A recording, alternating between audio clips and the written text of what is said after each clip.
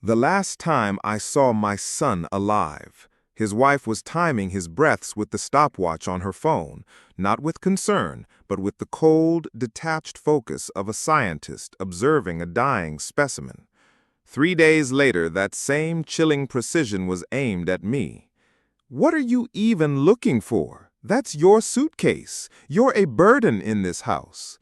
Serafina's voice, usually a silken purr, was as brittle as frozen glass. She shoved my worn suitcase off the porch, and it landed on the manicured lawn with a sickening thud. The sound was too loud in the crisp, salt-tinged air of Port Alaron, a sound heavy with years of my silent tolerance.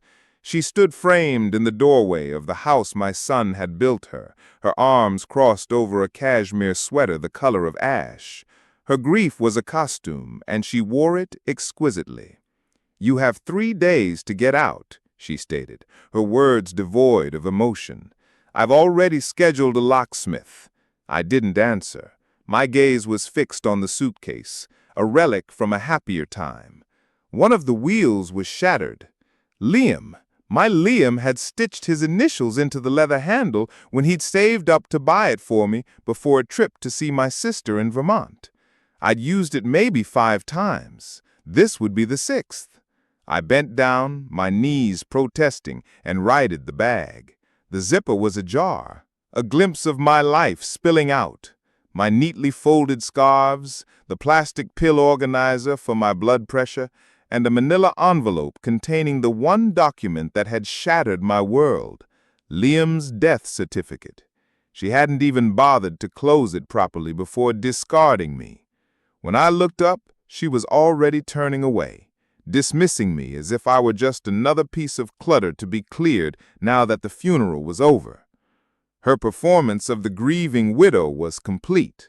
I dragged the broken suitcase down the cobblestone path to the curb and sat on the cold granite, the sea wind whipping strands of gray hair across my face. I pulled out my phone, my fingers clumsy. The first number I dialed wasn't for a taxi, a friend, or even my cousin who'd offered me her spare room. "County records," a brisk voice answered. "Yes," I said, my own voice surprisingly steady, a calm thread in a tapestry of chaos. "I'd like to request a property deed verification." I gave her the address, the one where Serafina was likely already choosing new paint colors. "I am the co-owner of the residence. I believe there might be some confusion about whose name is on the title." Because that was the thing. Serafina thought I was powerless. She saw a quiet, grieving old woman, but she was wrong. I was just polite, and my politeness had just expired. 3 days earlier, we buried Liam. Pancreatic cancer, a thief in the night, had stolen him in less than a year. One moment, he was a vibrant architect, chasing our little Noah around the yard with a water hose. The next, he was a gaunt, silent figure tethered to machines that beat a frantic rhythm against the slow, final cadence of his breathing. Serafina had been composed through it all, too composed. When the hospice nurse finally pronounced him gone, she didn't shed a tear. She checked her watch. As I stood clutching my son's still warm hand, a primal scream trapped in my throat, she was on the phone with the funeral director discussing floral arrangements and casket linings. That should have been my first sign. At the funeral, she wore a black silk dress and a single strand of pearls, an outfit not of mourning, but of immaculate control. She had orchestrated every detail. I wasn't permitted to speak, not even a simple reading. "It's for the best, Eleanor," she'd said, touching my arm with fingers as cold as her heart. "You might get too emotional." Too emotional at my only child's funeral. So I stood in a back pew, an anonymous mourner at the service of the boy I brought into this world. I accepted stiff, awkward hugs and answered whispered condolences with a fragile smile I borrowed from a stronger version of myself. All the while, Serafina was holding court at the front, playing the tragic widow in a one-woman show she'd written and directed. The real tears didn't come until I was alone. The rage didn't come until she threw me out. Our relationship had always been a fragile truce, maintained for Liam's sake. In the early years, she'd made an effort, her charm as bright and sharp as a newly minted coin. But after the wedding, a subtle chill set in. Liam's twice-weekly calls became bi-weekly texts. Unannounced visits were frowned upon. I was gently, surgically excised from their life, pushed aside like a piece of inherited furniture that no longer fit her minimalist aesthetic. And I let it happen, for Liam, for peace. But even he had started to notice. Once I brought over his favorite beef stew, calling ahead as instructed, he met me in the garage, pulling me through the back door like contraband. "She doesn't mean anything by it, Mom," he'd whispered, his eyes pleading. "She's just stressed." That was always the excuse. Stressed, busy, anxious. But now I was the one who was grieving. I had buried my son, and she was trying to bury me from his life, his home, his memory. So no, I didn't argue. I packed my bags, every folded sweater, a prayer, every photograph, a memory she couldn't touch. I watched her toss my life on the lawn, and then I made a call to someone who remembered the truth. The surveyor, a man named Henderson with a clipboard and an air of weary neutrality, arrived on Thursday morning. I met him at the gate, offering him a thermos of coffee and the original deed papers Liam and I had signed together years before Serafina was even in the picture. "Joint tenancy with right of survivorship," I said, my finger tracing the line of text. "Filed in 2016, before the marriage." Henderson adjusted his glasses, his eyes scanning the document. "And this is still the active deed?" I nodded. Liam never changed it. Her name was never added. She just assumed. He let out a low whistle. A lot of folks assume. They think marriage is a magic wand. He spent an hour walking the perimeter, taking photos and making notes. The official report would take a few days, but we both knew the legal reality. The house was half mine, and with Liam gone, without a legally amended will, it was all mine.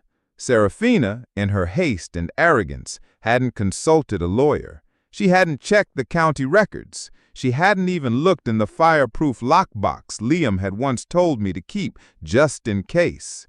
But I had. And now her 3-day deadline had become my new beginning. I wasn't leaving. I was moving back in. That night, in a sterile motel room down the highway, a place that smelled of lavender air freshener and quiet desperation, I opened Liam's old laptop.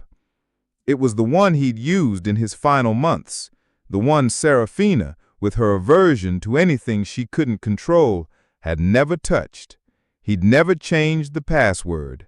And inside, filed away in the digital corners of his life, I found more than just old family photos. I found the first horrifying clue that my son's death wasn't just a tragedy, it was a conspiracy.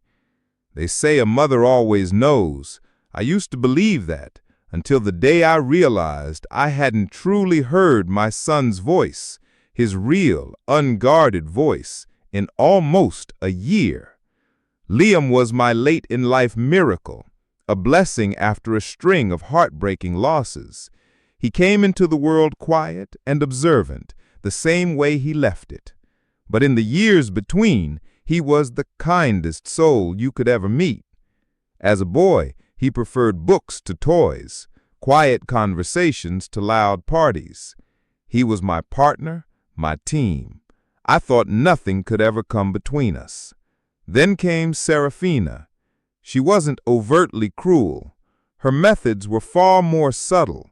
She knew how to smile for photographs, how to compliment a meal while subtly undermining it. The first Thanksgiving after they were engaged, I made Liam's favorite sausage and cornbread stuffing, a recipe passed down from his grandfather. Serafina took a single, delicate bite. "Oh," she'd said, her smile never wavering. "How rustic." Liam never asked for it again. By the time they were married, she had him on a strict regimen of organic kale, mindfulness apps, and emotional boundaries. He started using phrases that sounded foreign in his mouth. "We need to protect our peace, Mom.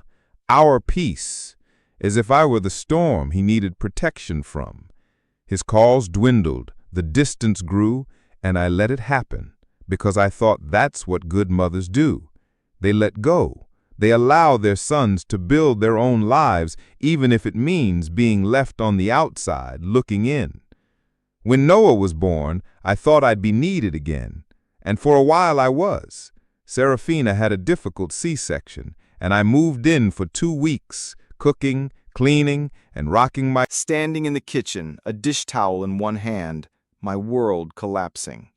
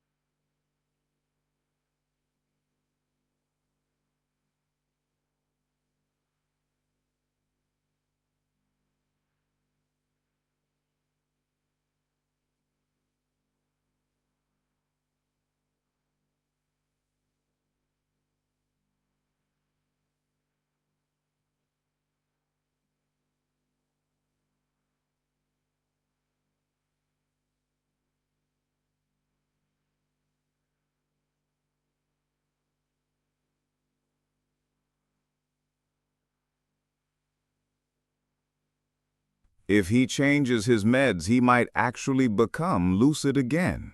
Then Julian's smooth voice, "Just get it done, babe. Think of the marina. Think of us." That was it. That was everything. Arthur looked at me, his eyes fierce. "We have her forgery, fraud, and a strong case for medical neglect and wrongful death. We can trigger a full criminal investigation and guardianship of Noah," Vivian added softly. "We can petition for immediate, temporary custody," Arthur confirmed. I sank into a leather armchair, my knees suddenly weak. For months I had doubted my own sanity, wondering if grief was making me paranoid, but I hadn't been imagining it. The truth had been there all along, waiting for someone stubborn enough to look for it. We spent the rest of the night planning our final move. Arthur would file a motion to contest the will and freeze all assets. Vivian would leak the story to a trusted colleague at the Globe, ready to publish if Serafina fought back, and I would host a dinner, a final family gathering, one last supper before the reckoning. I cooked for 2 days straight, roast chicken, garlic mashed potatoes, Liam's favorite, creamy green bean casserole. I used the fine china he grew up with, the set Serafina had once called quaint and banished to the attic. I invited the whole family, Liam's aunts, uncles, cousins. I wanted to honor my son with the people who had actually loved him. Serafina arrived, dressed in a severe gray dress, a mask of feigned humility firmly in place. "Is this a celebration, Eleanor?" she asked, looking around my small apartment, a flicker of suspicion in her eyes. "Of course," I said, my voice warm. "A dinner to honor Liam's memory properly." The mood was warm, nostalgic. We shared stories, we laughed. It almost felt normal. Then, as dessert was served, Arthur cleared his throat. "If you all don't mind, Eleanor has invited me to share something, a legal clarification, if you will." Serafina stiffened. Arthur placed a folder on the table. "This," he said, his voice resonating with judicial authority, "is Liam's original will, dated 2016. It clearly designates his mother, Eleanor Prescott, as his sole heir and the guardian of his son." A gasp went around the table. "That's absurd," Serafina snapped, standing. "The will was updated."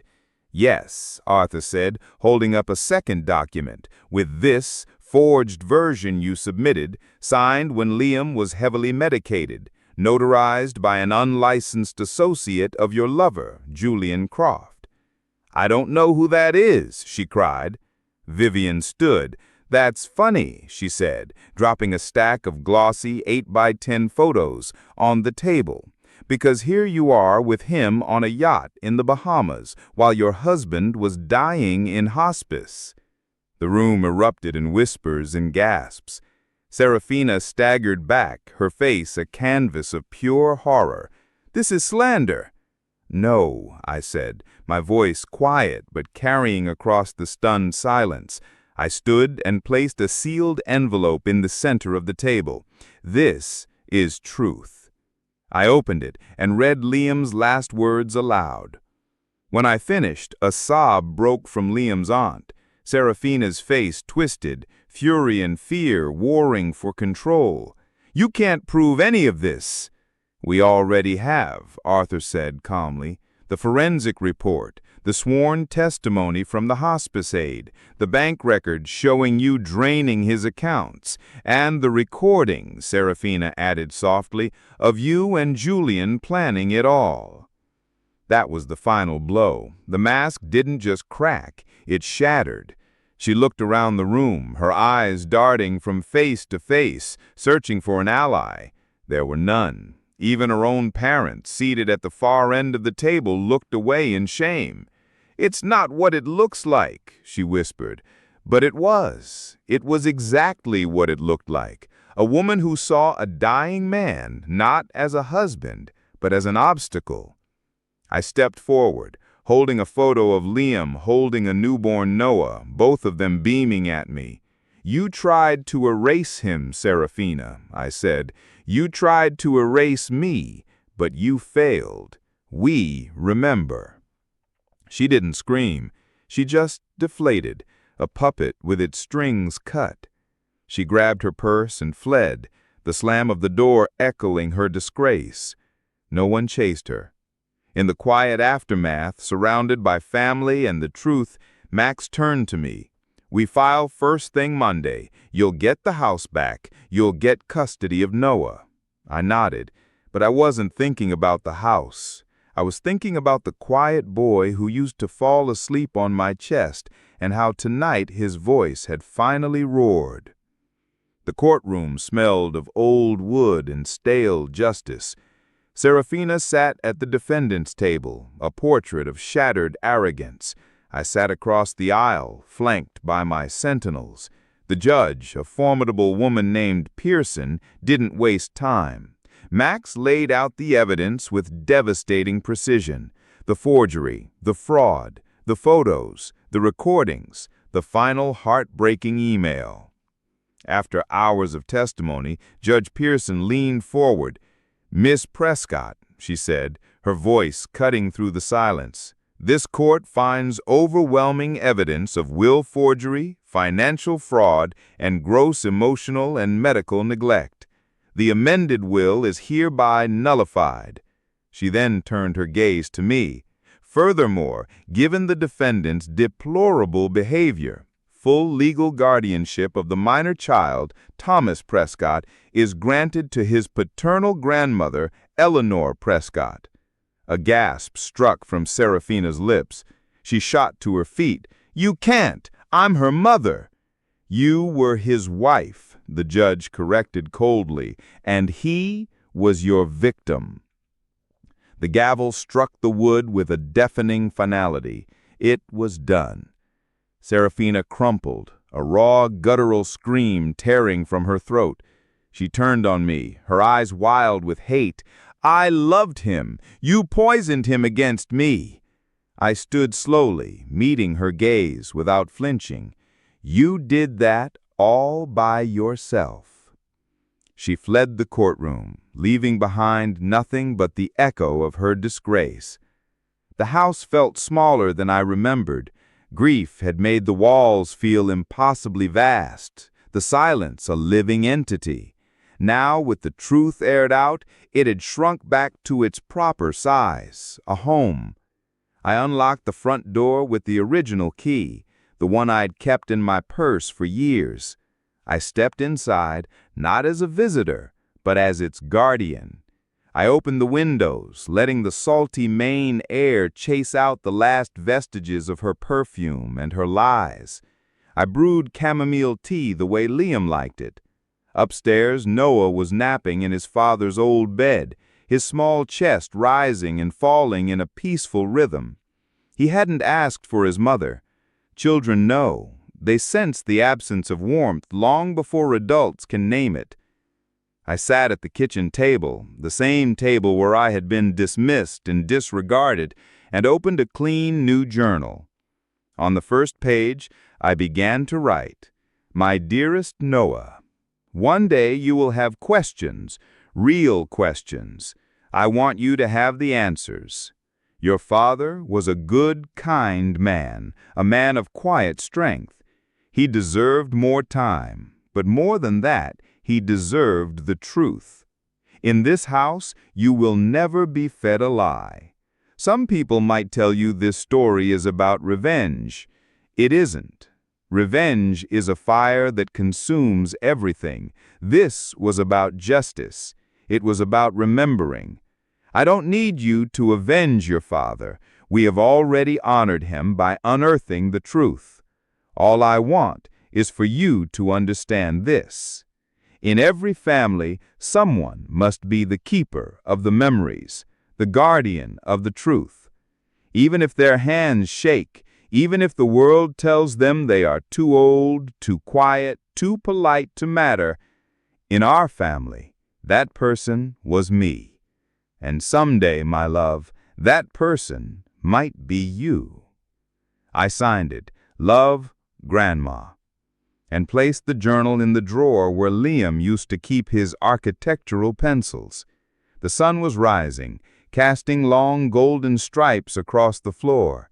I opened the front door not to leave, but to let the morning in.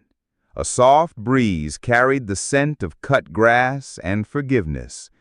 I closed the door softly, not to shut out the past, but to begin again, quietly, on our own terms.